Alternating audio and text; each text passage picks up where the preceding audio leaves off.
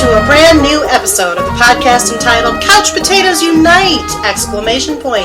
This is a podcast based on a blog of the same name because we're not 6 feet under ourselves. Keep us alive by spreading our name. My name is Kylie and I love TV. If you feel the same, keep listening and or checking out the blog at couchpotatoesunite.wordpress.com as you're bound to find some common ground or something you like. For at Couch Potatoes Unite, we're all about the wonders and the unique long-form storytelling of the small screen. CPU, ! Hopes you've been following releases of brand new episodes of the podcast on Wednesdays, as well as new blog entries on some Tuesdays, and as always, we have several more new episodes on the way. Because the panelists and I live lives behind our podcast, the episodes are still being published once per week in mini-seasons, kind of like The Walking Dead. So subscribe to the blog or the podcast via iTunes or Stitcher Radio to stay on top of brand new episodes. Episodes already published discuss a variety of shows, including, but not limited to, Doctor Who, Downton Abbey, How to Get Away with Murder, Broadchurch, Marvel's Daredevil and Jessica Jones, Once Upon a Time, New Girl, The Vampire Diaries, Agents of S.H.I.E.L.D., Gotham, Supernatural, and The X-Files from its inception through its revival. We've taken a look back at True Blood, Ally McBeal, Futurama, and Desperate Housewives, and more episodes are in the works, including revisits for Game of Thrones, Orange is the New Black, and Unbreakable Kimmy Schmidt, plus our DC Television Universe panel will shortly be covering Arrow Seasons 3 and 4, and The Flash Seasons 1 and 2, and we'll be starting up a new series covering all seasons of American Horror Story with rotating moderators that you won't want to miss. What's more, CPU is going live! In September, we will be live streaming our podcast panel in front of a live studio audience. We will be live at Dog Story Theater and streaming live on the web. Make sure you like us at our Facebook page, our Twitter, follow us at CPU Podcast, our Instagram at Couch Potatoes Unite, and or our Pinterest at CPU Podcast, or subscribe to the blog, our YouTube channel, our iTunes channel, or our Stitcher Radio channel and leave comments and reviews. And, above all, keep abreast of how to subscribe to the live feed for these new CPU events. In the meantime, if you don't hear your show in this podcast format, fellow panelists and I still write reviews and we're always seeking new panelists, so if you have any interest in joining the discussion, say hello by finding us at any one of our outlets aforementioned. At the very least, stop by and leave us a thumbs up, comment, or review. We like feedback, at least of the constructive type. Today's panel is looking back at a critically acclaimed award-winning drama that aired on HBO from 2001 to 2005. If you aren't already aware, from time to time, CPU will be choosing shows of all types, but usually of some fame or notoriety to reminisce about, and to consider whether or not they age gracefully, like a perfectly preserved body in a delicately chosen casket, or don't hold up as well, such as in the case of a natural burial, regardless of how we may have felt when we first watched the show. As such, this is another chapter of our Looking Back podcast episodes, wherein we review a show that has been gone, either via natural end or cancellation for some time, and today, that show is 6 Feet Under, which was nominated for and won a bevy of awards, including 9 Emmys, 3 SAG Awards, 3 Golden Globes, and a Peabody Award.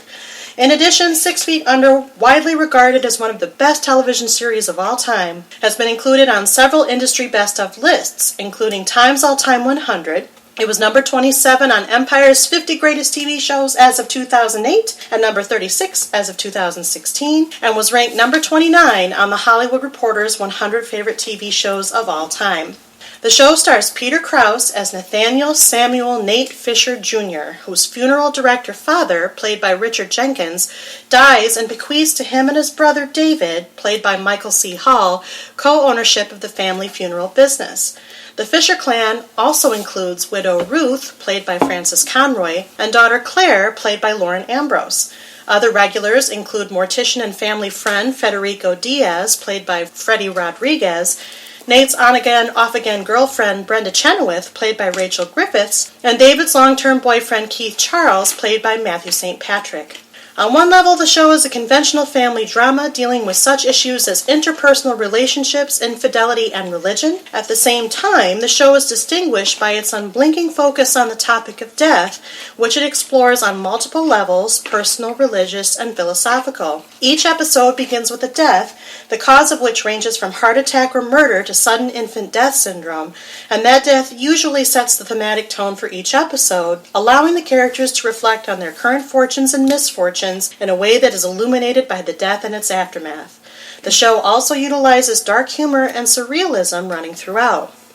Today, for CPU's Look Back at 6 Feet Under, we've assembled a motley crew of Fisher & Sons and or Diaz consumers ready to ruminate on the philosophy and drama of this acclaimed series, including 2 familiar voices and 1 brand new voice. It should be noted, though, that all of our panelists have viewed the entire series and may discuss sensitive plot points. So, for those of you who haven't watched 6 Feet Under, listen at your own risk, as there may be major spoilers. At this time, I would like the panel to introduce themselves. Those who are CPU loyal know the drill, but I'm going to remind our panelists what they have to do. What I'd like you to do as we go around our water cooler today is identify yourself by your first name. Just your first name. We don't need your last name or life story. Tell us how you came to watch 6 Feet Under, what made you start watching, how'd you find out about it, what kept you watching. Did you watch all 5 seasons? That's particular to the Looking Back podcast. And then I need you to rate your interest in the show. And because we're looking back, I want you to rate your interest when you started watching and your interest when you ended watching. Because it might have changed. Or maybe it didn't. You let us know. Sound good? Yes. Yes. Absolutely. Awesome. So how would you rate your interest at the beginning and the end of watching 6 Feet Under? Did you watch it because you loved it and cared for it like it was one of your own children or your dearly departed husband, and you were determined to find some happiness in life despite the fact that you're surrounded so much by death and grief, like Ruth Fisher? Did you watch it and loved it even though you were sometimes impatient with its struggle for identity and or wider acceptance, like Keith Charles? Did you watch it because you're dutiful or because you had to? You felt as if you had no other choice and or you are seeking approval or validation for your choices and or you really loved the show despite the fact that you felt you never really had a choice in the matter, like David Fisher? Did you watch it indifferently because you're looking for answers about life? You've spent your life running away from certain truths and have never really found fulfillment about those truths until you watch this show, like Nate Fisher Jr. Did you watch it and you didn't give an F-U-C-K what people might think of you for doing so? You've seen enough screwed up things in your life and the show is refreshingly real and profound despite any flaws it might have, like Brenda Chenoweth. Did you watch it because your wife or husband watches it, whether you liked it or not, like Vanessa Diaz? Did you watch it but you didn't really care for it? Or maybe you just didn't watch it because you feel like an outsider anyway and it's hard to relate to it when you have so little in common with it, like Claire Fisher? Or, and I don't actually expect you to answer this, but I throw it out there, you didn't watch it or watch it all the way because you're somewhat mentally unstable or suffering from other issues and can't focus or remember silly things like a TV show, like Billy Chenoweth, who is Brenda's brother, or George Sibley, the Fishers' stepdad. Who would like to start? I'm Sarah. Hi, Sarah. Nice to talk to you again. I know. I started watching this show when I was a student at MSU because one of the apartments I lived in had free HBO. Nice. And it was airing. I think it would show like right after Sex in the City, so I just was like, keep watching. Sure. Because let's be honest, that's what I was tuning in for at that time in my life. So I caught like a couple episodes, but then I never really watched it again until just about a year ago and watched all 5 seasons. I think when I started watching it, I was like Brenda. Okay. I watched it. Didn't really care what people thought of me, but I thought it was real and very profound. And then at the end, I was like Vanessa. I watched it because my husband was watching it with me, and for those of you who have heard my husband on other podcasts, he's a completionist, and you're not allowed to leave things in the middle. You just have to finish them. Not that I didn't like it anymore at that point, but I could have probably petered out a little bit. And another thing that really drove me was I heard that the final episode was excellent, and I wanted to get to that. Okay, and I guess we'll find out how you feel about that in a moment. I guess we will. All right, welcome back, Sarah. Thank you. I'm Andrew. Hello. I was like, I'm waiting for it. This is my number 2 looking back at an Alan Ball show. It's true, it is. He was on our True Blood panel. I started watching the show as Vanessa. And I was actually just thinking about this. I didn't used to watch TV. When I did watch TV, it used to be sitcoms or, like, I would watch TV for escapism. I'm a huge film buff. But then I started getting into Nip Tuck, and I remember in my math class, freshman year in college, someone telling me I should watch 6 Feet Under. So I was like, okay, sure. My roommate actually had it on DVD, you know, when you would get the DVD sets before streaming and HBO Go. And the ancient times. Yes, yes. And I watched the first season, and I really liked it. And then I stopped watching it again because I didn't watch TV. And then it was, I want to say, was it 2005 or 2006? I want to say when Big Love and Dexter were on. Yes. It was, and then that's when it was like, and Dexter reminded me of, you know, brought me back to Michael C. Hall. And I was watching Big Love, and that was the time when I started loving TV for what TV has become. And then I started watching them because my friend had all the DVD sets. And I binged it. It was the original show that I ever binged. Pre-Netflix. By the end of the show, I loved it. Who is the mother, Ruth? I am her, because I will say I have not rewatched it, along with the rest of my top 5 favorite TV shows of all time. I haven't rewatched at all, and it is there. I think it is one of the greatest TV shows ever written. Some of the best acting, some of the best writing. It is my genre, because it is dark. It is a kitchen sink drama that throws everything away, and it's absurdism, and it's dark comedy, and that's my genre, and if you know me, you know that, and... We can vouch. Yes. I'd say this is like an Edward Albee kitchen sink drama of TV. Ooh, for those of you who like plays, that's what he was talking about. Yes. That's high praise. High praise indeed. Welcome back, Andrew. Thank you. It's good to be back. And our new panelist, hello. Hi, my name is Jeremy. Good to be here. I started watching 6 Feet Under because everyone was talking about it, and it was just something I couldn't not watch because so many of my friends are watching it. And I got so hooked on the first couple episodes because they blended this blend of guilt and grief and funniness all in one without ever making it not feel real. Like it was not a real life episode. And things just happened out of the blue, and it just felt like life. And I got so hooked on it. So I guess I would be kind of Brenda when I started the season, okay, or the series. I will say, though, when I was ending the series, it was more of a completionist kind of thing. I wanted to see how it was going to end, which I was really happy about. We'll talk about that later. It felt real, and it sucked me in, and I watched all 5 seasons in probably 2 weeks at least, and it was just fantastic. And I've gone on to watch many more Alan Ball series, and it was great. So who were you by the end? By the end, I would say it was Ruth. Okay. I love Ruth. She lives in my heart. Okay. Fair enough. Welcome to CPU, Jeremy. Thank you. For your very first panel. And, of course, for those of you who are keeping score here, my name is Kylie. I'm moderating this. I actually never started really watching 6 Feet Under until maybe late last year or early this year. No particular reason, really. I didn't have HBO when it was on. I was, poor back then and didn't have things like HBO. But eventually did get HBO probably around the time True Blood was on the air, because I really liked that at first, as you might know from listening to our True Blood podcast. At first. That's on the True Blood podcast. And I started watching it for a myriad of different reasons nowadays. There was kind of a path that led me there, but more than anything else, it was one of those shows that when it was on, everybody was talking about. So it was one of those shows that I always had in the back of my mind to watch, but then there were actually people, a couple of whom are on this panel, who said, "You haven't watched this show? Why haven't you watched this show? You need to watch this show." So really the stars aligned, and I ended up sitting down and watching 6 Feet Under.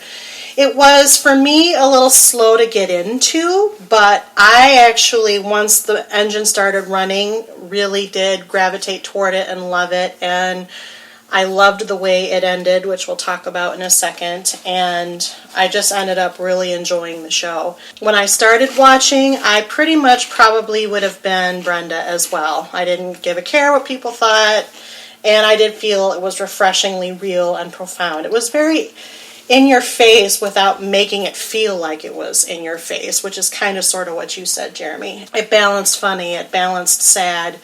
There was really a heartfeltness to it, which I don't think a lot of TV shows or a lot of dramas, kitchen sink dramas, have really been able to achieve. in this way. By the end of the show, I don't think I'd quite be Brenda. I kind of want to say that... You, Nate. Well, a little bit Nate, but also a little bit Keith, because I think as the show went on, it was a little less cohesive. I still watched it and watched it hungrily, but until the end of the show, I mean, I would say I sort of binged it. I don't think it took me a week, but, I watched it pretty continuously. I just think that at some point, until they decided this was going to be the end, it was a little bit weird in the middle and it wasn't quite focused.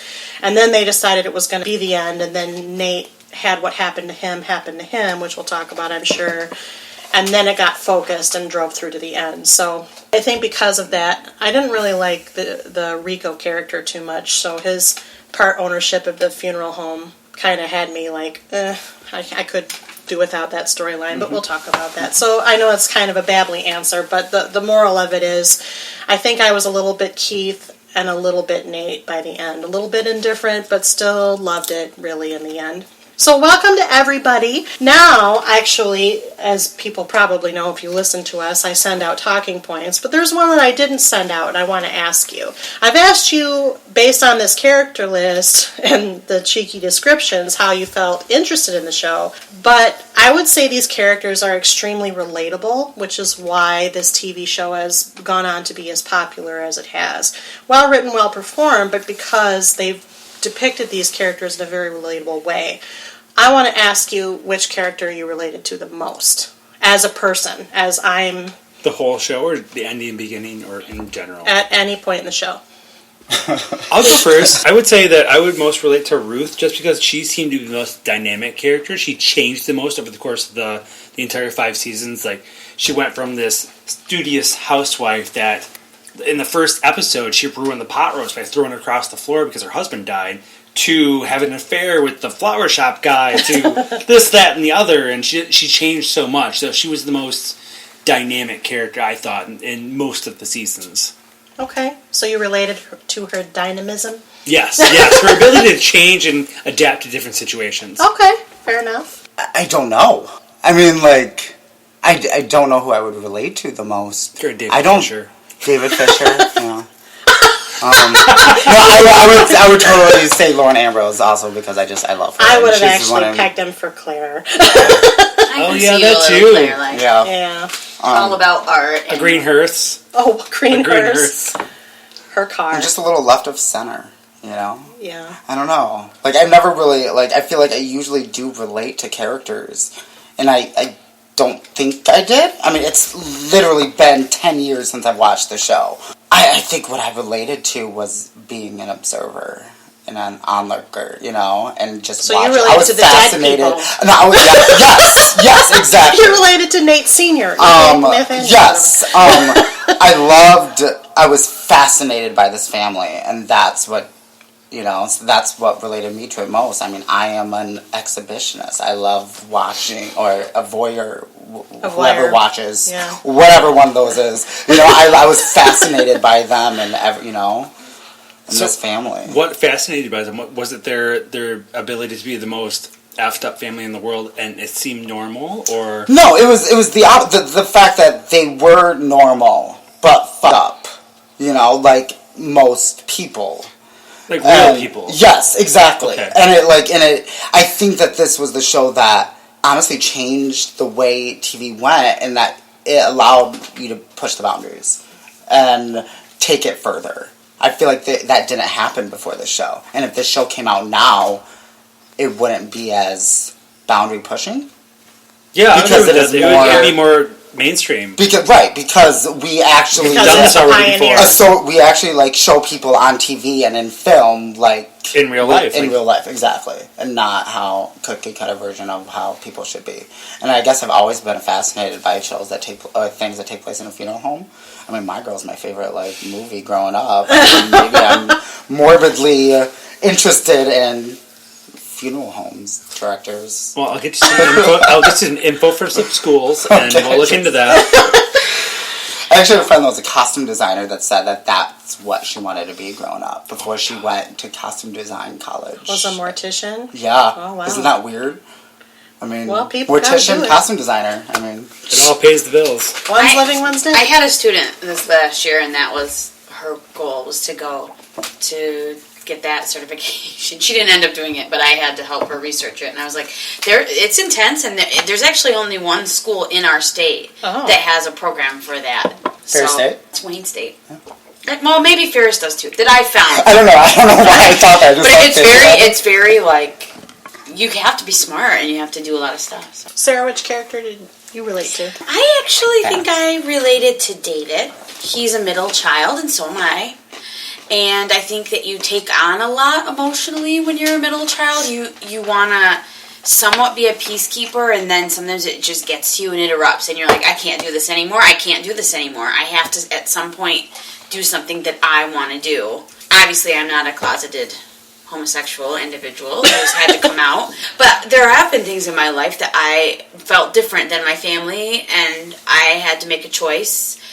So, I don't know, I kind of just relate to that sort of struggle that he had. And I thought, I love that actor so much. He's a very good actor, and obviously went on to be Dexter, which everybody... Which I have not watched. I have not watched it either. He was Alan Cummings' replacement in Cabaret. He's a very talented singer. Yes, he is. And he sang on the show. Yeah. Yes, he does. As for me, I think, like I said, they're all sort of relatable in their own way, but the one that I related to the most was Nate, the older kid. Maybe because I'm the oldest. Sure. I think that character really spoke to me because, on the one hand, there was these expectations placed on him, and he kind of ran from them for a while. And I think that's an impulse that a lot of oldest kids kind of struggle through. At the same time, he kind of gets lost because he runs away, and there's a lot of frustration and anger that builds up with that lostness, and he then has to come home to kind of re-find his center, whether that center comes from the love of his family or eventually Brenda or whatever. So I really related to him, plus he's kind of the hippie of the crowd, and I'm not going to lie. It's been said before on these things, I'm a little hippie-ish, so I related to him the most. There's a little Claire in me too, but I don't think I'm quite as misanthropic as she is. So she just kind of really hates the world, and I don't think I'm quite at a hate the world place.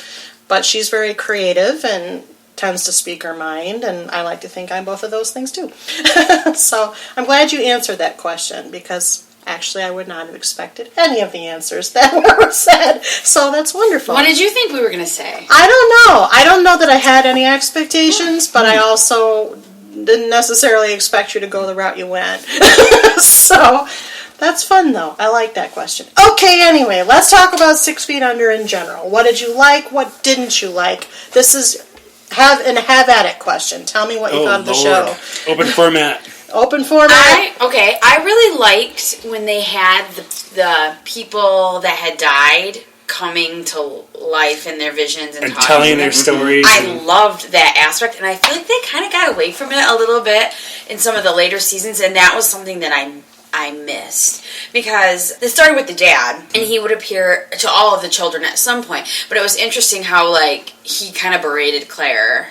Well, he kind of berated all of them, really, but he took turns. I loved that character, but I also liked when the other characters, when their death and their story had something to do with the plot, and they would, like, interweave it. I thought that was great. I thought it was great when it seemed like the whole family had this complete disconnect from other people's grief a lot of times.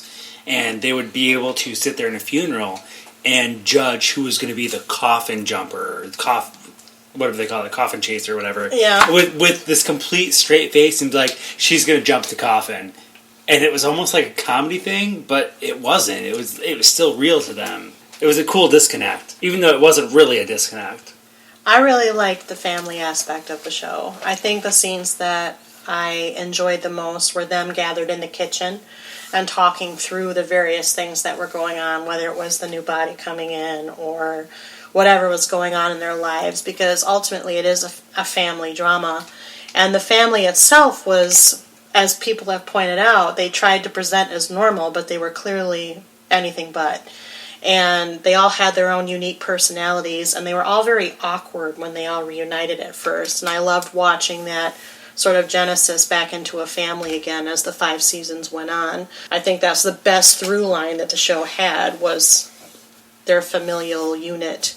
They weren't particularly close. Like, the siblings weren't not God, close. no. And I thought that was interesting, because that is not... I mean, I'm very close to all of my siblings. I know you, Kylie, as well. I mean, your sister comes on the podcast with you. It's true. It was weird kind of at first when Claire and Nate were like, I don't really know you. Like, I don't really have a relationship with you. But I'll smoke pot with you in my green Sure. hearse. But I think at that point it was so ridiculous. What else were they going to do? If because the dad just died, they're just like, and she was high on meth or something at the time. She was, yeah. What else is there to do except for smoke pot in a hearse? I kind of think for them that kind of absurdity was like where they were at. But they had the best relationship too, Nate and Claire.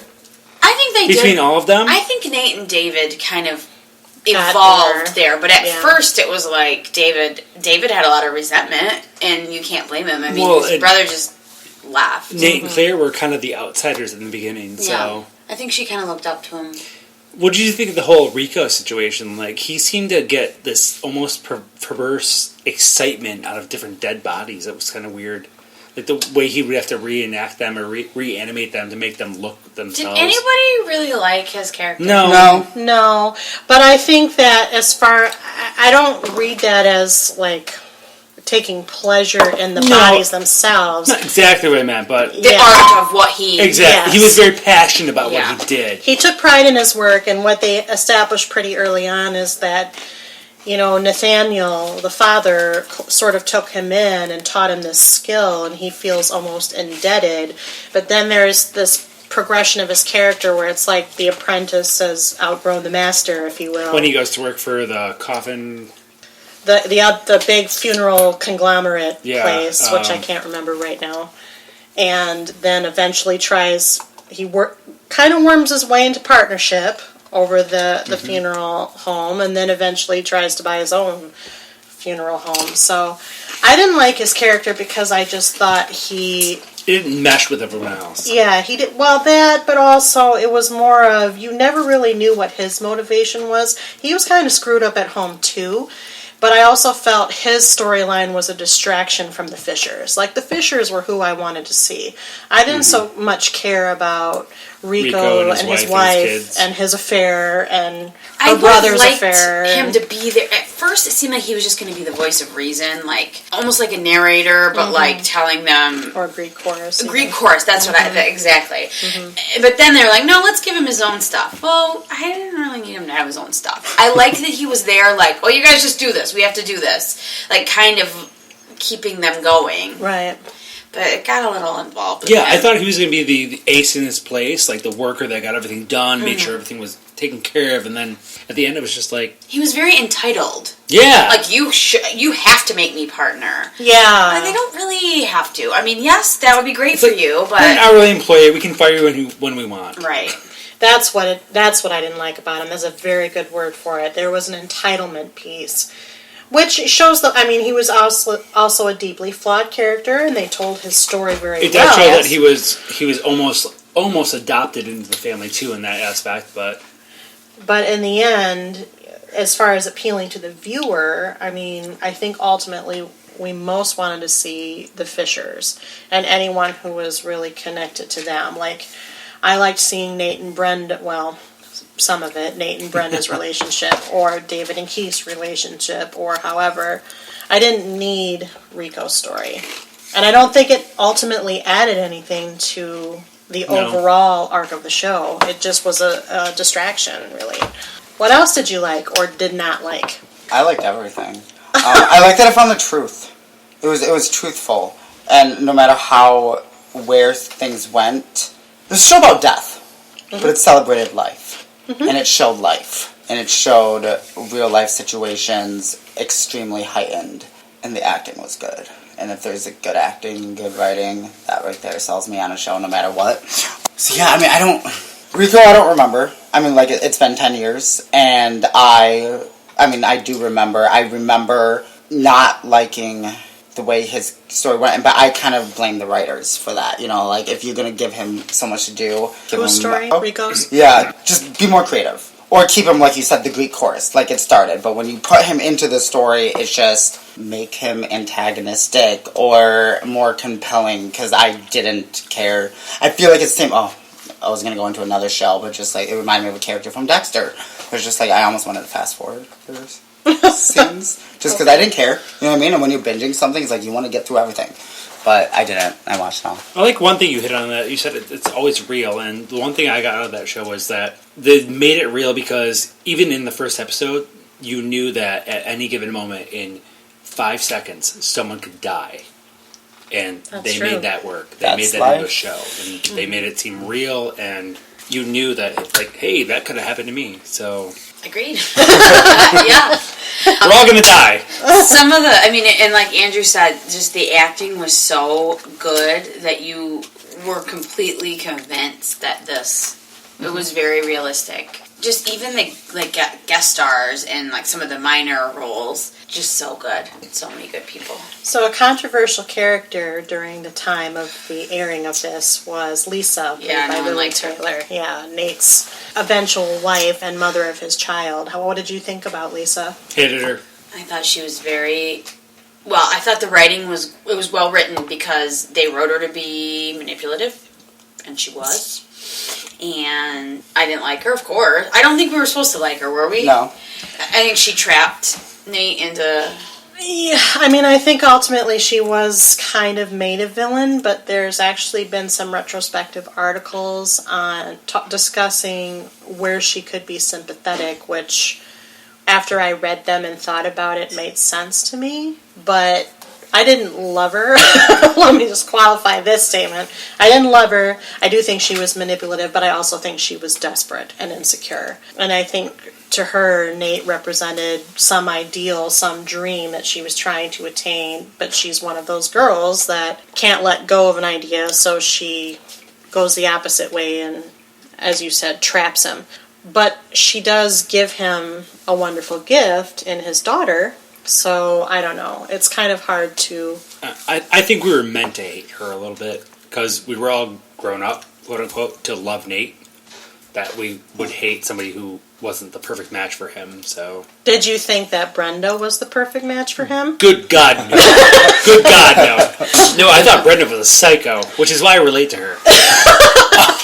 But she was real. She was real. She was out there, and she put herself out there. She knew that, and she knew what was wrong with her. She's one of the most interesting. I think Lisa, it was just frustrating. You were frustrated anytime you were watching, which we were supposed to be, but, she comes back and she's pregnant, but she's so pregnant that at that point, Nate's like, oh. And then eventually and all of a sudden they're married, which happened on the break. Mm-hmm. And then, at times their marriage was okay, but I think she just was so kind of shrew. She was kind of a shrew to him. She was a little shrew. And then in the end we find out she was unfaithful and had an untimely death. Case in point, though, who wasn't unfaithful from the show? Yeah. That's true. They all had David and Keith had an open relationship, so they're... But David cheated on him early, and that's why they broke up. But the one I want to talk about later is Brenda, because that's a whole other can of worms. Well, yes. So let's talk about Brenda, because Brenda is maybe my favorite character, but she's your might spirit be animal? because I love Rachel Griffith so much. She's an awesome actress, yes, and she did a very good job with this character, who is very complex because she has a very complex upbringing with her two psychologist parents and her bipolar brother. Mm-hmm. No, is he schizophrenic? No, bipolar. He's bipolar. Yeah. Okay. What was his name? Billy. Yeah. Jeremy Sisto played him. And he's great. He's... You think he's cute. Come on now. He's handsome. He's fine. I think she had a very toxic relationship with her brother. Whether or not he had any kind of mental illness or not, it was going to be toxic no matter what.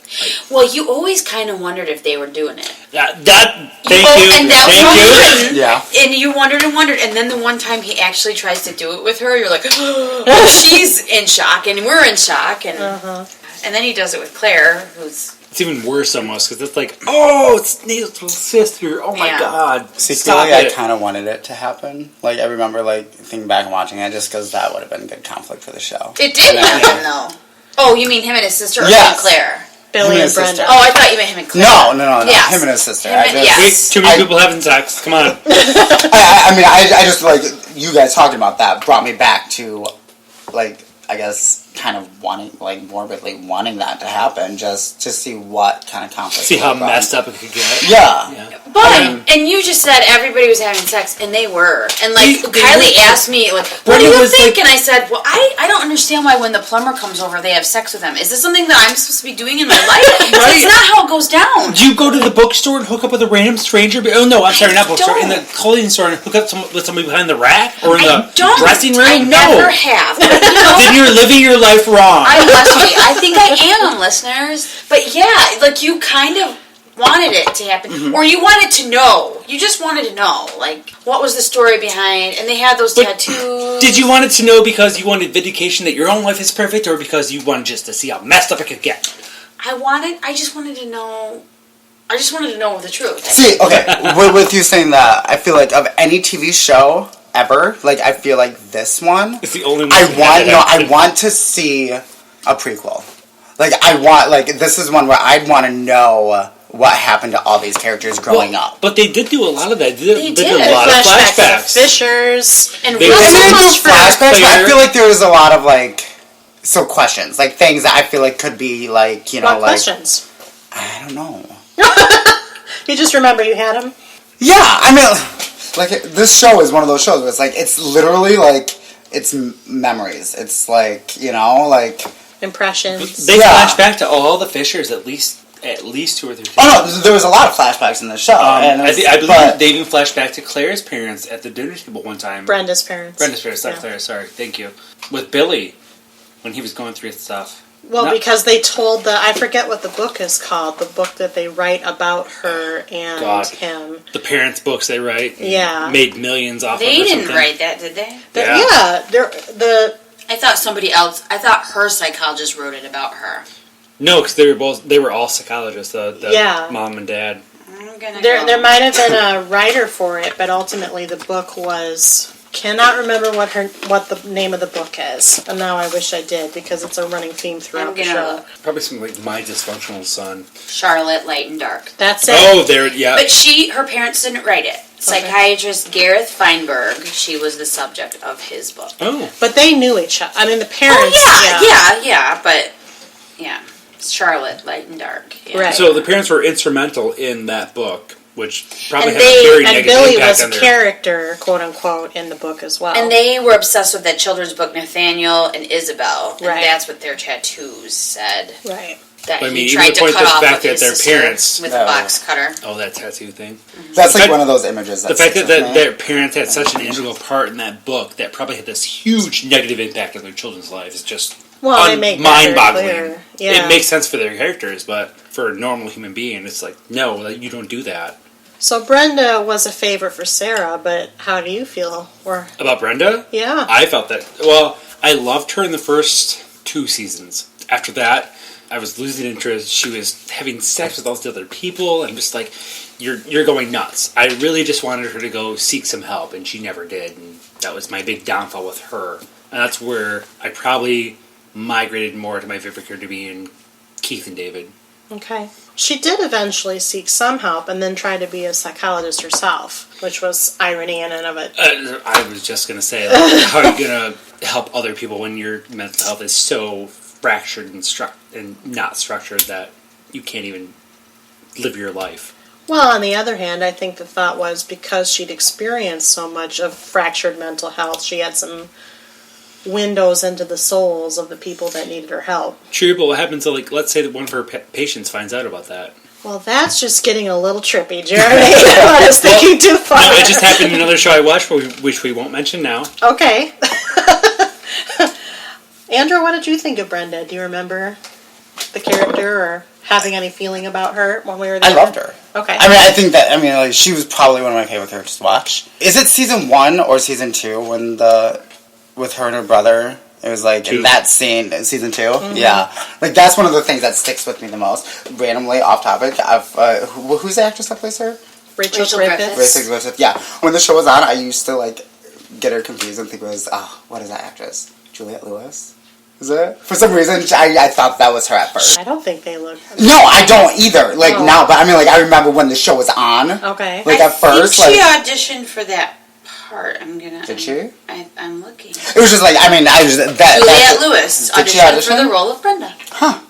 That's really weird then, because I didn't know that. But for some reason, when the show started, maybe it's like, I guess with Shameless, I'm like, Allison Janney should have played that role because it was written for her. Maybe it's similar to that. I didn't know Anna Faris was up for the role of Claire. yeah. Oh. They said, like, the scene where she was, like, on crystal meth, it was too funny. So then they ended up, like, not going with her. Yeah, I don't. I'm like, think I'm I've glad ever they didn't seen- because I love Lauren Ambrose. Yeah. And I'm still pissed that she never comes to Broadway in what she's supposed to do, but that's another story. Everything comes. She's supposed to be Fanning Bryce. Ryan Murphy bought the rights to give it to Leah Michelle. Which never happened. Oh, Like, it was coming to Broadway with Lauren Ambrose as Fanning Bryce, and I'm like, that's kind of brilliant. But that's off topic, so I digress. Okay. But no, Brenda, I liked her a lot. She was one of my favorite characters to watch Okay. in the show. I struggled with Brenda, and maybe that's really just because, I mean, I love Rachel Griffiths, and I think she did a great job, but I also struggled with what they were trying to do with this character a little bit. It's not her struggle that I had the problem with, it was her overall role, other than to kind of, I guess, jolt Nate into some sort of focus that he didn't really have in his life. At the same time, she had a lot more dimension, I think, from the jump than a lot of the other characters that we met. But then I feel like they blew all that very early with her, and there wasn't a lot to develop for her over time, which is why I think you, Jeremy, kind of were like, I don't know what's going on, she's having sex with everybody, because by then we already knew she was a little bit off balance and had an off balance upbringing and an off balance brother, and it just seemed like more of the same. Now, what did you think of the dynamic with their parents, like, especially like the dinner table? I remember a couple scenes of that. Well, I mean, the overbearing, loosey-goosey mother, who, by the way, was in Who Framed Roger Rabbit. That actress? Yeah. She's also in Don't Tell Mom the Babysitter's Dead. Oh, wow, I don't remember that. She's the boss Rose. Remember tell me that, Rose? That's That is one of my favorite lines to say. Okay. If anyone asks me to do something, I'm like, I'm right on top of it, Rose. Yeah, well, there you go. I love She's when Eddie's girlfriend in Who Framed Roger Rabbit. Very talented. We like her. Yes. I mean, it opened a window onto why Brenda was the way she was, obviously. There's a lot of codependency in that family. That's what you ultimately learn. And then their codependency translates on everybody else that they ever come in contact with. I love relationships that they show between moms and daughters. It's fascinating to me. Yeah. And just... I really loved the sort of the watching of Ruth and Claire's mother-daughter relationship. Because two more opposite people there grew never were. so much over the course of 5 years. Yeah. And then she slaps her. Yeah. And then gives her dress. I mean, they really... Fantastic. Yeah. Yes. They really, really had this huge arc. And there were times when she hated her. She hated her daughter. Mm-hmm. She started out as a stoner daughter that did nothing. Mm-hmm. And then ended up, well, we'll talk about the season finale later. That's true. I have to say, I love Frances Conroy. It's fantastic. Yes, so I've already made mention of the upcoming American Horror Story series. There's much love on the American Horror Story panel for Ruth. For Frances, she's just very, very a phenomenal actress and Diverse. very diverse. And I love her. She's the most consistent character for me in this show from beginning to end in terms of her acting, but then her story and just watching her evolution And her development. It's real. It's very fascinating. Yeah. Very and fascinating. it's not fascinating from a point of, like, Space Invaders. It's fascinating from point of the housewife moving on from the grief and everything. Yes, exactly. And I like later when Kathy Bates is introduced. And Yes! I forgot about her. And also her sister, Ruth's sister Sarah, who is that Patricia Clarkson. Yep. That's great too. You know how her sister is so free and blah blah blah, and Ruth's like in a box, very uptight. And then Just for the record, listeners, Sarah did almost like she's so square. I did. I did. And then she kind of goes out with the women and Loosens up a little Takes bit. some pills. Oh, the ecstasy. I like the scene where they're talking about, we should have this women's retreat place. We should all go. And then later they all sober up and don't care. And she's still like, when are we going? Let's pack. Like, I want to go live with you women. And they're like, we were just stoned, Ruth. So let me just note that Frances, Kathy Bates, and then James Cromwell, who ends up, his character marries Ruth for the latter couple of seasons until she kind of kicks him out because he's got his own issues, all appear on American Horror Story later. So it's like, this was the feeder show for that almost, a little bit. I think it's kind of funny that your favorite scene with Ruth is that she gets messed up on drugs and wants to go out.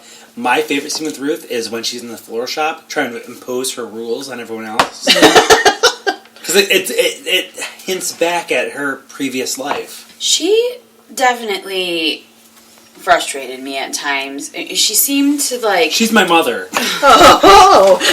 She's not mine. True confessions. No, she was with the flower shop owner, and he was gambling and got his legs broken. I don't know. The Russian dude? Yeah. I don't remember his name. I know, it's escaping me right now. And then brought him home to recuperate. I was like, I don't need this guy in my life. Which is how the kids felt. Not too. your life. But... And I wanted to be with Ed Begley Jr., of course, because her hairdresser. Who wouldn't want her to be with him? Okay. But me, I guess. Then there's the population. But then she married George, and I think, I don't know, I struggled with that too. She kind of just waited, and when he was sick, she kind of just left him. And I know she felt very betrayed, like, he should have told me before, but, you know, I don't know. She didn't even really give it a chance. She just kind of dumped You know him what? At the same point, though, she just lost her other husband, and maybe she didn't want to go through that again. But why did she marry someone then? Like, that's what marriage is. She didn't know about that until then, though. But it doesn't matter. Like, that could have developed later. But think about how you felt if you got married and your husband dropped dead instantly in a car crash, and then you were in a relationship and you got married again, and you thought immediately when you were told that they were going to die again, you were going to go through that entire pain and suffering all over again. How would you feel? I guess to me, when I get married, like when I got married, I took it for better or for worse, sickness and health, very seriously, and I didn't get married till I was 30, so I think I had lived a life. I was prepared to live out that vow. I just don't think she was prepared. So I don't think she should have gotten married. In some ways, it's almost like the Russian florist and George. Dimitri. Thank you. The two of them were almost like her rebound from the Agreed. death of Nathaniel. And she didn't make wise choices with either of them. Or even with any of them. No, and she talks about that at length, that Nathaniel was really her first love. She didn't explore a lot when she was younger, which is why she's so stuffy and, She got pregnant, right? And then that's exactly. why they got married. Shotgunned a little bit. So I think that's part of it. But on the one hand, I agree. She didn't really give that a chance in terms of trying to live through a marriage. But on the other hand, I also see Jeremy's point. There's a little bit of dishonesty. The George character is aware that he has the condition. He actually admits that, and it's the reason that caused a lot of his failed marriages, of which he's got like 7. This is like she's like his 8th wife. So it was dishonest of him not to actually admit it to her, and that really, I think, is the point where she was coming from. Well, even not just the dishonesty, just the shock value of it. Like when you just went through that and you're going to go through it again. Right, exactly. And she, it's a little bit of the protective, putting up the wall kind of thing, and obviously she's awkward about everything else. And I love Ruth. That's probably this? why I'm overprotective of her. Sure. Fair enough. Now, oddly, no one is talking about David. So let's talk about David, because he had quite the journey through these 5 seasons. Yes. First, very closeted, as Sarah mentioned, and then went ramshackle out of the closet for a while. And was religious for a while. He wanted to be a deacon and was like, and then he realized he can't live that duality. It wasn't. Well, I think his catapult out of the closet, per se, was more of a rebellious phase than anything else. But Yes. I identify with that character very much, so actually. Okay. Some of you may know. And I did like his growth through the seasons. I don't think he grew as much as he could have until the final episode, which we'll talk of later. But I did like how he did finally come out and let everyone know, and it was very refreshing to see that most everyone he knew already knew about it or had an inkling and were accepting. That was really cool. Because it's one of the first shows back in the day to do that, actually. Mm-hmm. How did the mom react? No, I can't remember. She was a little off-kilter at the beginning, and then she invited him over for dinner or something, I think. Yeah. Well, I because... think the first thing she said was like, why didn't you tell me? Yeah, at first it was she was That's sort right. of struggling and uncomfortable with the idea, but then it was, well, why didn't you tell me? And then it was overcompensating, like, are you going to bring someone you know to dinner? You know, stuff Come like to that. dinner, here's this. Yes. What did we I think? baked you a cake. Yes, or a pot roast. What did you think about him and Keith, though? Their I thought they were Very- fantastic together. tempestuous relationship. It was tempestuous, and that's a great word for it. But Makes it hot. a lot of relationships are. I mean, I think it was realistic to, especially with what Keith had gone through with his, the shooting, and he had some post-traumatic stress, and then David, what he went through with the hijacker and that whole situation. Which, by the way, I read something online that had said at one point, top 20 most memorable moments in TV, and that episode The of hijacker? The hijacker Yeah. was the most memorable on this person's list. Which, I had just finished the series, so I'm like, yeah, wow. It is a pretty memorable moment. And it affects him for the rest of the series. I David. wouldn't list it it's my top 10. Okay. Okay. I don't know, I think there's many more episodes that I would list higher than that. Within 6 Finale. feet under. Yeah. Yeah. Any thoughts about David and Keith? No. I Okay. What do you think about... I more like that. I loved, like, towards the beginning, just the struggle between him coming out and struggling with his homosexuality with the religious aspect. Mm-hmm. Because that's so real and so going on. And it, like, and that dynamic with his mother, like, reminds me of my friend, who's, like, super, gay, but in the most religious family possible. And, I don't know if they were more upset about him coming out as a Democrat, or, with, 12 siblings, and, everything is, you're going to hell if you take swing dance. And it's just, and I'm fascinated by that, and those, that super religious, and then when you have a gay kid. And how that affects it. Well, and especially at the time this came out, gay marriage was not legal.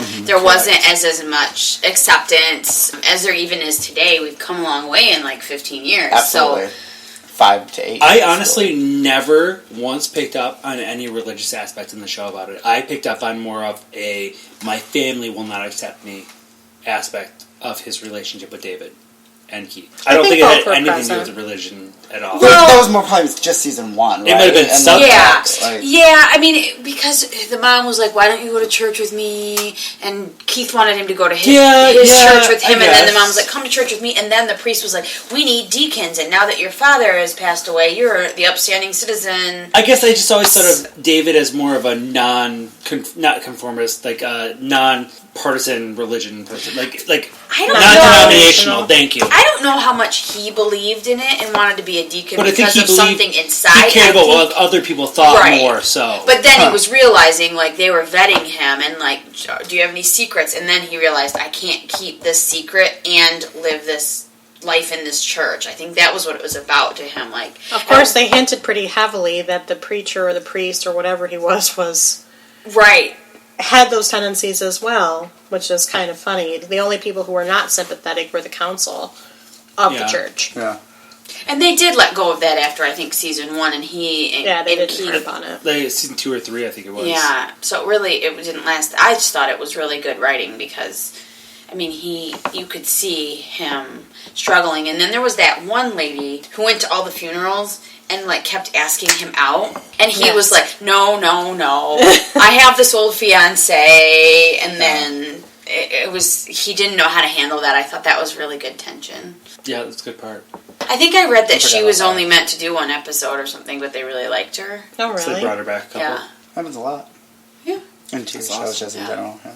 What did you think about the relationship between Claire and now I can't remember who the character's name is, but Eric Balfour played him? Was that the drug? Yeah, the drug, the heroin. And his brother died, and then Wasn't he only in 2 seasons? He kept reoccurring. Did he? Yeah, Okay. he did. Just somebody who kind of kept coming back into her That's life. how memorable he was. Okay.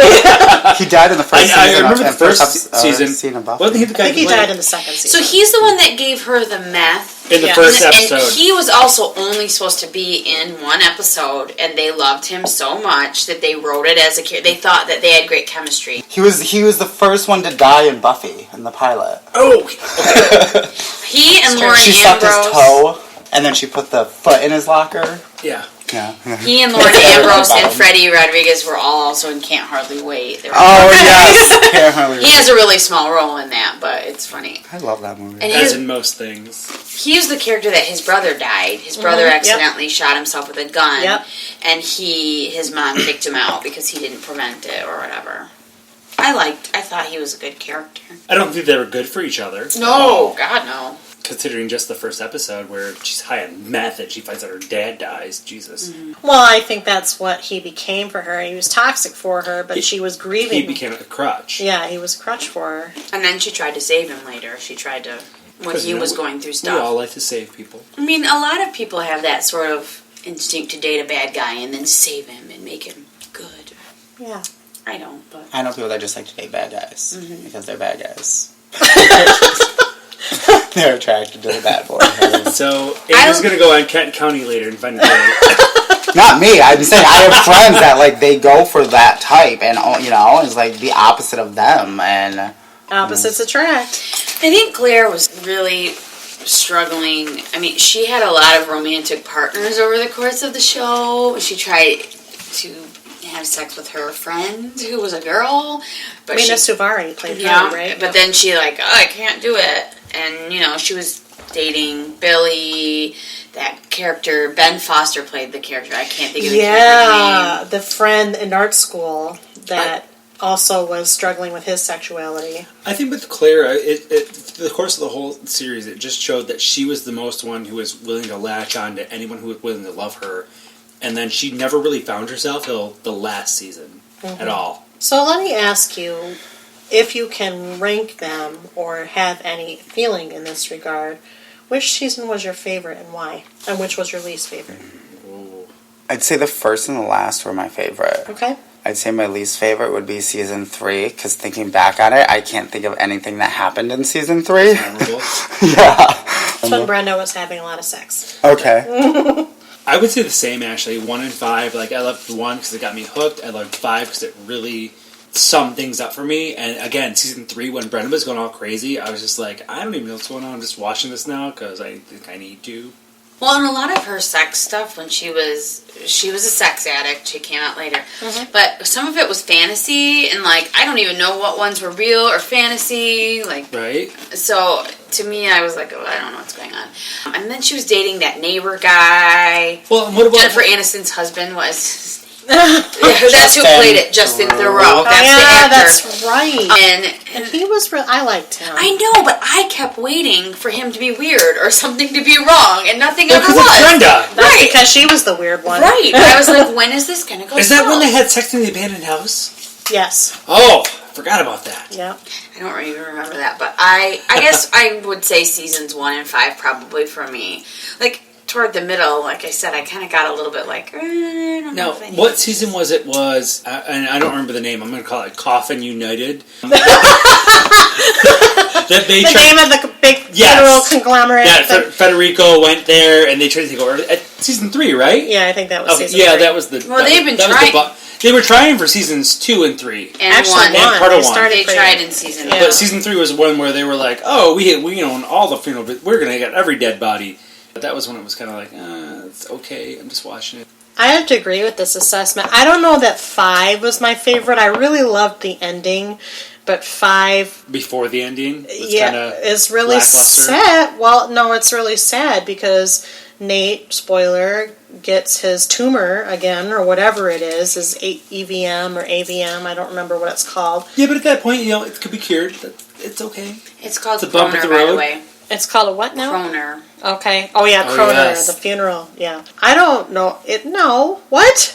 What did you say? He gets his tumor. It could be cured. It could not kill him. It's not definite until the end.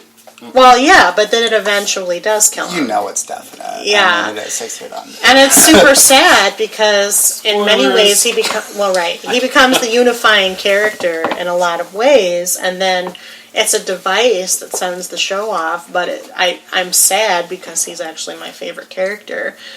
I really liked the first season, and I agree that the third season was the worst. And I'm fascinated and I'm also glad interested we that all you thought all said that. Because that was the part where it really started to go off in all kinds of different directions, and you're like, what the hell's going on And you right didn't know now? if it was going to keep going or if it was going to be like True Blood.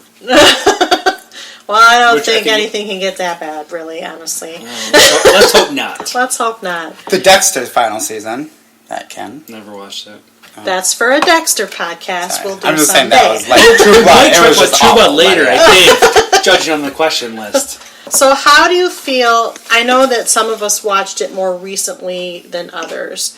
First of all, let's talk about this series finale, which is often voted as one of the best series finales of all time. I would. How do agree you with that. feel about it? I would agree with that. I- Absolutely. Oh, we got some Cannot head think- nods and some head It's not shakes. better than the MASH finale, sorry. No. She's you, very you partial need to to get that. out that door. I will leave now. I would have to say that 6 Everybody Feet Under knows. season finale is probably the best season finale I've ever Yeah. watched. It's the most well written. It's the most one that sends you off with none of the lingering questions, and it sums up everything, and it makes fit your character that you thought was not even a major character into this major plot point in 90 years in the future. I loved it. It was almost perfect. Yeah. Well, why wasn't it quite perfect? Because nothing is. So it was as close to perfect as you Because can the get. other- Andrew's live. high standards are... I loved because every episode began with a death. Yeah. And that one Died began too with soon. a birth, and so that was good. And then obviously the last 6 minutes with what is it? Is it Sia? Yeah, It is the Sia Sia. song. Yeah, and the Like, montage. yes. I liked it. I I liked it fine, but I don't think that it's the best finale ever written, so I disagree with you. One What would of you the say best. is? What besides MASH. MASH, like I never medical watched MASH. something hospital crap No, the Alan Alda show when they were in the Korean War and it was a comedy with the guy in the dress. with the guy in the dress. Klinger, yes, Watch played by that Jamie show. Farr. I've Are watched, you 90? No, it is timeless and brilliant. Oh I've my watched God. every season of it, and the finale is often said by many, many people to be the best finale ever written. Well, in I've here. never It's seen it, but I considered will to lend be- you my copy of The Golden Girls. Isn't it considered to I be would like love the to watch The highest Golden Girls. watched Actually great. TV show of TV episode of all time? Like Yes. besides like Super Bowls and stuff. Well, at the time, but I don't know. No, I feel like it anymore. was around like 70 See, million my people mom watched made that me finale. watch that show, Or like so 100 million. it was Like, it was like- I don't insane. think it's the record holder anymore, Oh, but really? it was the record holder, yeah. The only thing I didn't like about the season finale of 6 Feet Under was the fact that certain people died in ways that I didn't really want them to. That was my thing. Like Keith getting shot, he was so young. I didn't like that. But he's a police I officer. know. The- And what- I understand that it's realistic. It's just, Yeah. it was one of the characters I related to, and I didn't want him to die then. What I loved the season finale as well. I think I agree, Jeremy, that it tied up a lot of things into a nice little bow, and you were not left with any lingering, like, what happened to this character. They gave it to you, and they gave it to you in a very emotional way. And to me, all the deaths made sense. Some of them, got into old age and were 90, like you said. Some of them died younger, but that's how life is. And I loved that they presented each death the way they presented each death at the start of every episode up until that point. Now, would I say it's the best series finale of all time? That's going to be hard for me to say If you say because Doctor Who, I will reach across the Doctor table. Who's still going. Yeah. There is no series finale. It has been going for 50 years and will probably be going for 50 more. Let's just be frank. But I don't even think, Buffy's series finale. It's good. I don't think it's one of the best. It's good for the show. Off topic, that show should have ended with Oh, yeah, I her agree. insane asylum when she was committed and it wasn't real. I- That's how the series should have ended. That's for a Buffy podcast. I vehemently disagree with that, but okay. I mean, the MASH finale is great. There are a lot of great finales, and I think that this is no exception. Is it the best? I don't know. But what I can say is that it was perfect for the show that it was presenting. Agreed. It was the best finale that could have come out of the story of 6 Feet Under. And I think each character died in a way that was true to their character. It was very great because they started the show off with one death leading to a cataclysmic moment, like the dad dying in the car crash, and it showed that death can happen at any moment and change everyone's lives, and it ended that way too. It ended with Nate dropping dead, and that's how it ended.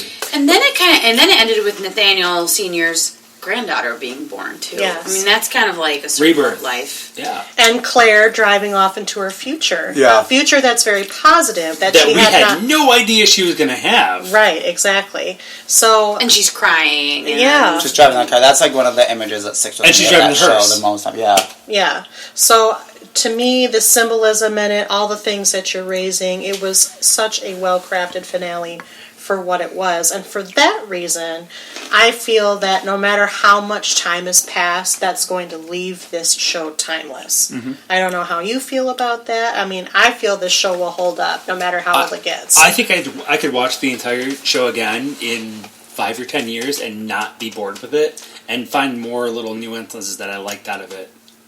I want to do that now. Because, like, it has been 10 it years every since time. I've watched it, and I wanted to watch it again before today, but I couldn't fit it in my schedule. But I am going to, like, watch it again, because it has been so long, and I'm like, especially, like, you guys talking about things, and it's like, I don't remember, but then I'm like, it's... Right? You get that little spark in your head, and you're like, oh, I do kind of remember that, but I'd really like to watch that. Yeah. I mean, it's like, just like, I have so many images, and I remember loving the show. I want to see, maybe now, I'd say it's one of my top 5 favorite shows that I've ever watched, drama-wise. Of all time. Now, do you think you would rewatch it and have another outlook on it? Yes. Like a more positive outlook, or a more in-depth outlook on it? I think maturity, too. Like, I think it will, like, I mean, yeah. 10 years ago, you were what, 21? Yeah, I was when I started watching, I was probably 18. And then when I actually, like, binged the whole thing, I was like 20, 21 years old. Like 2006, I want to say. Yeah. Let's not age anybody here. Let's edit that out, please. No, yeah, it's... But do you think it'll feel more profound to you now that you're older? I don't think it won't feel... I feel it won't feel as provocative and boundary pushing because of the time and because of being older. But I think that there's a lot of nuances and things that I may... appreciate characters that I didn't before. Do you think it'd feel more real? Like real life? Instead of TV life? I don't know. I mean, I don't know. See, it's funny that you say it, because since I watched it so recently, I mean, I think you're absolutely right. TV's come such a long way, and this is one of the pioneers that I didn't see it as provocative. And let's just face it, I'm the oldest one in the group. I'm going to throw it out. Not by a whole lot, but enough. She's 34! Well, that's not right, but thanks. I did feel that watching it at this age, I think, means more to me. Like, if I'd have watched it when it was originally on at the age I was, I don't think it would have resonated with me quite so much. I think all the talk about life, and I keep coming back to Nate, the Nate character, I feel like, is where I am in my life. Not quite to that extreme, not quite with those same family dynamics, and I feel like he's basically the age that I am, and I relate to it so profoundly. I don't think I would have related to half the things they talk about if I'd watched it when it was actually on at my age. And I think if one were to keep revisiting it, like you said, there'd be more nuances, but I almost feel like you'd relate to each new generation differently. Like, maybe if I watched this in 20 years... You wouldn't be Claire anymore. You'd be a David maybe I'd be Ruth, right? Or even Ruth, older, she was... I don't know. Or Dimitri. Probably not. No, I don't really relate to Dimitri. He was kind of comic relief in a black comedy. Agreed. So, I don't know. But do you think it was time for it to go, or would you have watched more seasons? Or should it have ended sooner, or was it at the perfect spot? I would watch another season of it. I think it was kind of abrupt when, like, Nate dropped dead. I would have watched more. I don't think it's wrong that they ended it when they did. I think it ended well, so I can't find any fault in when they ended it or why. It shouldn't have gone past 6 seasons. I think one more season could have benefited, but I mean, the way it ended was perfect, so it had to be something. Yeah, 5 seasons, I think, yes, it's 5. Like, I feel like in season 4 it started to get interesting, and so I feel like that was at the height of the show, to where they could have gone on more, but not too much more. I mean, interesting how, because I know you like a lot of interesting shows that are very pushing the boundaries. You mean in 4 they started pushing the boundaries? I'm thinking it's because 3 lost my interest in 4. 3 was lackluster. Yeah, and then 4, yeah. But I also feel like, it just piqued my interest more. Okay. To where I could have taken another season. But if it would have gone on 7, 8, 9 seasons, it would have been too much. Yeah, and it wouldn't have, a show should always stop when they're ahead. And it ended perfectly. To where it's like, I was satisfied that it ended, and I didn't need to see more. And I didn't, Did you watch the season finale twice? I did in a row. I watch most series finales twice in a row, actually, if I like it. If I hate it, I get mad, like, the Good Wife series finale. It was just... Anyway. No, That's another podcast. No, I almost broke my new TV. That was just 2 months ago. And it was so just dramatic. devastating. I think it ended at a good spot. I mean, I feel like a lot of shows try to we got one more in us, I think they knew they were at a good place to end, and they told the story they wanted to tell, and they stopped. And I'd almost rather a show be 1 season too short than 1 season too long, because I think it can just ruin the whole thing. For me. Isn't HBO similar to Disney, and they like have a rule of like a show can't go on for so long? I don't know. No, I don't think so. Because They've been trying to push Game of Thrones to go on longer than the creators want them to go. Well, right, but that's... Like, Big Love was 5 seasons. Was that HBO? Yes. Yeah, Big Love. It's like, because like Disney, HBO it's like, I think they have like a 199 episode thing. Like, I think they won't let tend show to be just more than run They're that. over 200 on... I don't think it's a rule or anything. They've been over 200 on others. Oh, they have? I don't think Disney has a rule about that, especially not with the... Now, the ABC network has changed showrunners, but the Disney chair has been, we have Marvel and Star Wars, and I'm going to do everything in my power to exploit those to death. So... I think I just mean like Disney Channel. Oh, the Disney Channel? But I feel like I heard HBO had something like that too. It's like where they were like, they don't want to show go on too long, on the so Disney Channel, was it? What? No, I just meant... I don't because they have a rule, and I heard HBO had a similar rule. I don't think so. Okay. No, I don't think so. I think HBO, probably more than other networks, works very closely with its creator. Yeah. They're kind of in a downward slump. There's been some TV analytical articles about how HBO is not quite the premium cable juggernaut of shows that it used to be back in the days of 6 Feet Under, Sopranos, Sex and the City. I mean, they were like hit after hit after hit. Now, really, the big one is Game of Thrones. There's a couple others that people watch, like Veep, and some that people like. But Silicon Valley is the only one I watch. Which one? Silicon Valley. Okay. On HBO. I think that with Netflix, Hulu Plus, all of these streaming services, they can show content that can't be on cable, so it's not as exclusive for HBO and Showtime and some of them. Right. Because they can push the envelope just as much. Right. I don't think and HBO has a show that runs more than 7 seasons in how many years? Who? HBO. I don't know. I think True Blood's been the longest. True Blood was 5. True Blood was 7. Sex 7? and the City. And we all saw how that ended. Sex and the City was 5 or 6. Was Sopranos only 6, 4? I think you're right. Yeah. What? Was Sopranos only 4? 5, I think. 5? Yeah, I'm not sure. I'm not sure about Sopranos. Yeah, HBO's not what it used to be, I feel like. No True offense, Blood HBO, but FX and AMC kind of took over. And we don't need to tune into them for movies either, because we can all watch them on Hulu. And we don't Netflix. really also need 7 seasons of most shows either. The good thing about HBO is you can depends on the watch show. anything they've ever made from beginning to end. Yeah. Like every show, every miniseries, every TV movie, you go on demand and it's all there. I'm going to disagree with the you don't need 7 seasons of a show. I think it depends on the show and the sanctity of the story. Not just Doctor Who. I mean, I think Supernatural got a really great second wind, and season 11 was amazing. Hasn't been that amazing since season 5, but it was amazing. So I think it just depends on the show. I think the trend of shows nowadays is that they are shorter because there's so many more choices, and some of it is so good, so high quality, that people don't spend the money or wait as long. They're more quick to cancel. And a lot of the genres are more popular nowadays. That's true. Well, genres being anything that's more culture-based and cult-based. Anthologies are so big right now. Anthologies are huge. And that's thanks to American Horror Story. They're really the one that kicked that into high gear. So, well, it appeals, I think, to and I don't mean this in a negative way, the short attention span that our culture has really kind of adopted, what with all the technology and devices and choices, and there just keeps...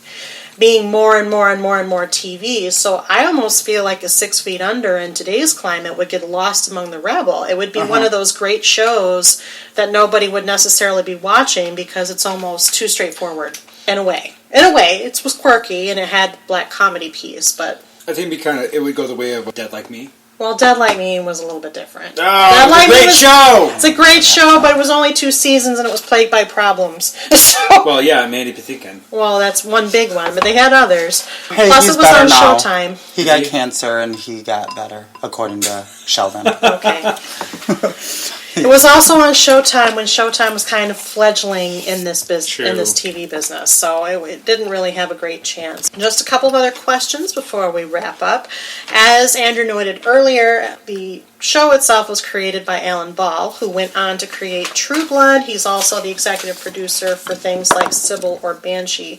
How does 6 Feet Under compare to those other shows if you've watched them? If not, has watching 6 Feet Under motivated you to watch any of his other shows? Well, I don't think any of the other shows were as good. Okay. I'm a big fan of True Blood. My cat's named after Sookie Stackhouse. It's true. And I read all the books, which may be why I'm biased, but the show was just Season 1 was great. Season 2 was a cluster.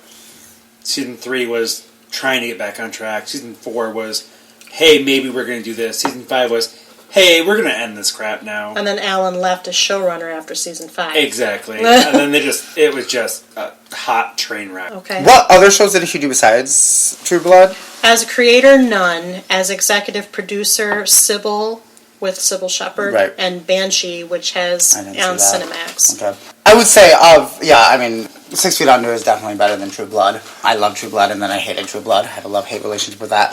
But I guess what I would compare 6 Feet Under to of Alan Ball's would be his other masterpiece, American Beauty. So yeah. Which is a film. Yes. Yes. Brilliant writing. And this had brilliant writing, brilliant acting. Yeah.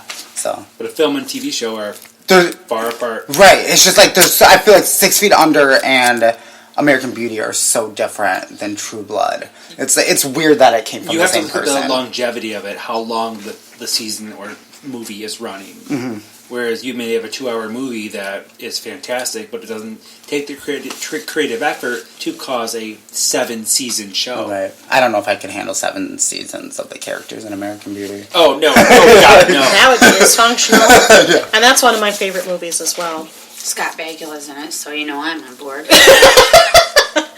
That's true. She would be. I love him. I've never seen any of those other shows. I watched an episode and a half of True Blood, almost vomited, and swore it off. Was it the massive blood thing? No, Like it when was. they It get was stabbed? wasn't when, enough sex. No, it was Oh. when the vampire tied the lady up and was doing the sex to her. I couldn't handle that. the fast motion. Oh. Whatever, it was gross. Yes, yeah, ugh. I don't want to watch any of those other shows. And I don't even know what Sybil. I don't either. I mean, it's like a sitcom, right? It's a sitcom on CBS. I don't need Is it that. Sybil Shepherd? Sybil Shepherd. Yeah, and No, then I'm good. What's her name?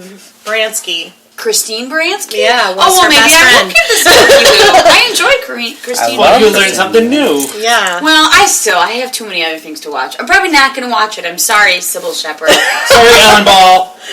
Yeah, I mean, I don't feel the need to watch any of those shows. I'm sorry, but I did like American Beauty, so. It's true. So come up with something else new, though, Alan, and I'll take a look. Yeah, right. Several of the actors on this show have also gone on to do some major TV careers. Peter Krause has had 3 since then: Dirty Sexy Money, Parenthood, The Catch. He also started in Sports Night. He's a pretty prolific television actor. Michael C. Hall, of course, was Dexter. Francis Conroy and James Cromwell both went on to American Horror Story. Yay! Rachel Griffiths to Brothers and Sisters. And then Jeremy Sisto was also living on TV. He's been on Law & Order, but specifically Suburgatory was a lead actor gig for him, as was The Returned. Have you watched any of these shows, and how does 6 Feet Under compare to them, or will you start watching any of them because of these actors? Well, everybody's seen Law and Order at some point. You can't get away from that. Yeah, I've We seen like 2 episodes. and I'm SVU or over it. regular? I don't know. Any. SVU is the... All of them. He was on the flagship show, but all Okay. of them. I watched Parenthood. I I don't know how many seasons there were. I was in the season before the final one, and I was like, why do I keep watching this? I hate it. I hate it. Oh. So I stopped. Don't tell Nick. I can't handle that sort of abandoning ritual. I don't know why I hated it, but I did. So I'm a American Horror Story fan. None of the rest of that have I ever watched. That doesn't mean I wouldn't. I keep bringing up Dexter, and Nick keeps saying, I don't need to see that, which is very surprising. He loves horror type things. So I may watch Dexter. My dad just binged Dexter. He watched the whole series in like a week. Oh, yeah? What did Randy think? What? Well, he agreed with me that you should just stop watching the show after season 4, because once John Lithgow's gone, it just goes downhill, because he's the greatest TV villain of all time, and that season finale is ridiculous. But, yeah, I mean, Dexter was one of my favorite shows, and then it became one of my least favorite shows, and I hated that finale, so that kind of ruined it for me. I like Michael C. Hall much better in Dexter than I did in 6 Feet Under. He is a phenomenal talent. He is a very brilliant actor, absolutely. American Horror Story, I'm not a fan. I watch every season, and then I stop after, like, episode 7, because it just gets too weird for me, and it just goes off, and I get pissed, and then I haven't watched the most recent one. Was it Hotel? Who You're else? Not missing much in Parenthood, I watched the first season, I liked it, but I didn't watch it anymore. My mom loved it. My sister watched it religiously. Lauren Ambrose has done a lot of theater. I was really upset when she didn't do Fool for Love on Broadway. She did it at WTF. Then they went with Nina Ariana. I don't know who that person is. Lauren Ambrose was just in X-Files. The X-Files revival miniseries. Mm-hmm. So, yes. As Agent Einstein, a distant relation of Albert. She's one of those people that's always coming to Broadway and then quits. Or maybe she gets fired because they want someone that'll make more money. But it's like, I'm ready for her to, like, have a big break. Because I feel like she's someone that could be, you know, a lot bigger than she is. She kind of reminds me of, like, Alison Pill. Alison Pill, too. So, I'm a big fan of American Horror Story. It's one of my favorite shows in the world. I don't necessarily agree with all of their plot points. I'm a firm believer in that Coven was my favorite season, even though most people think it's the least favorite season.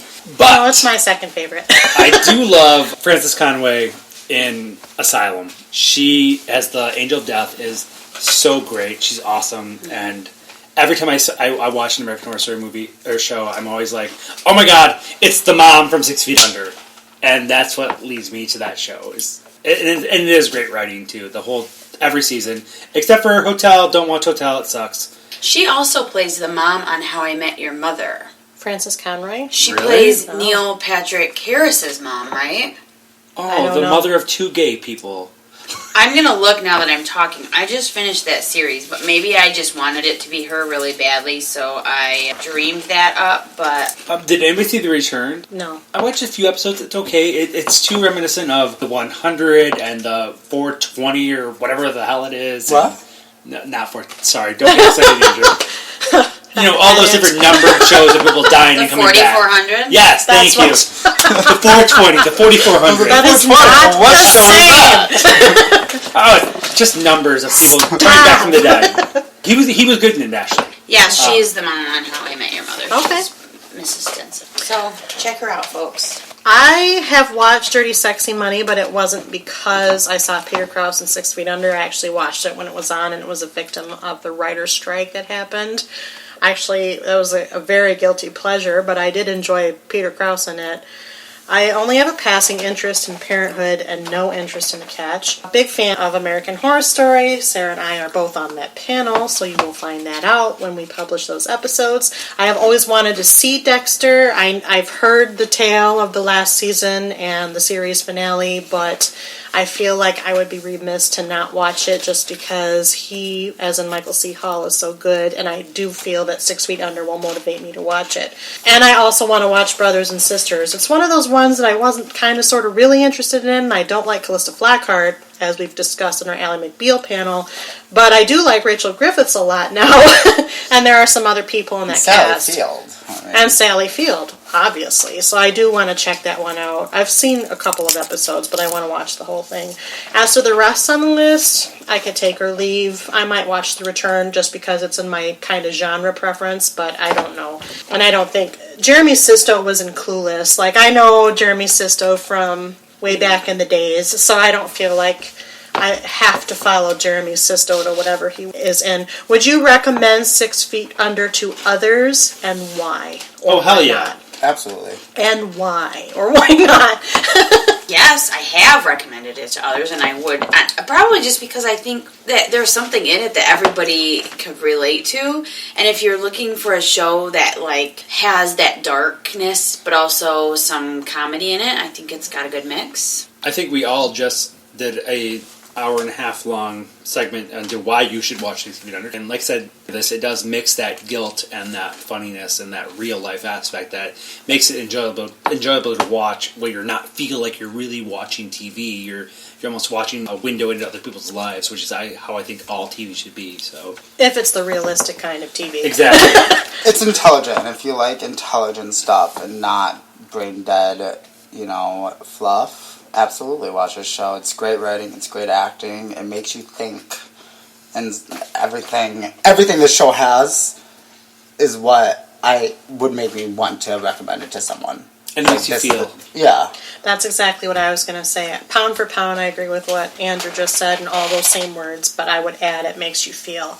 And it's not one of those things where you're sitting down to watch it and, I want to think or feel. It just draws you in. Mm-hmm. It's so good and so well presented and so well written and so well performed that you can't help but think or feel based on what you're watching. Going back to what you said at the very beginning when you were talking about when you were watching this show, it's something that I feel like with all my favorite shows, this happens, and it took a while to get into it. Mm-hmm. I feel like I can usually tell if I'm not that into a show, but then I gradually get more into it as I'm, like, discovering these characters. I know I'm going to like this show. And it's... For me, I know what it was. It was the surrealism aspect. Like, I couldn't figure out... It wasn't them talking to the corpses. That didn't bother me. It was the random imagination scenes that would happen out of nowhere, and I was like, what, WTF, what just happened? But the characters are so... like I said, relatable. Like, I can find something to relate to in all of the characters. I may not have a lot in common with David, or I may not have a lot in common with Ruth, but there are things that I do have in common with them. And it's very easy to see that almost right away. They present them as, this could be somebody you know. It could be your neighbor. It could be your family member, your relative, whatever. And that's eventually what drew me. Like I said in the beginning, it was the family drama. It was the kitchen scenes and the living room scenes and the dinner scenes that always had me coming back, and I loved watching those dynamics. Well, and I think no matter who sits down to watch this show, they're all going to have that connection, no matter how old or young they are. They're going to be able to connect to these characters of the show just because of who they are. Exactly. Well, with that said, I'd like at this time to thank Sarah, Andrew, and Jeremy for joining me to take a look back at 6 Feet Under. This is, of course, one of our looking back episodes. We do these every so often, and we'll have more coming down the pike. As I indicated in the introduction, there are several new episodes about new shows coming down the pike, so you're going to want to make sure you subscribe to any of our outlets. CouchPotatosUnite.wordpress.com is where we host the blog and podcast, but we're also available on iTunes, Stitcher Radio. Like us on Facebook. Follow us on Twitter, Instagram, and Pinterest. We have the live podcasts coming out. They're going to be an experiment, but I think ultimately a funny one. And whatever you do, keep track of all the new things that we have coming. We just keep growing, and it's very exciting. Until that point, keep listening, keep watching, stay tuned. Bye-bye.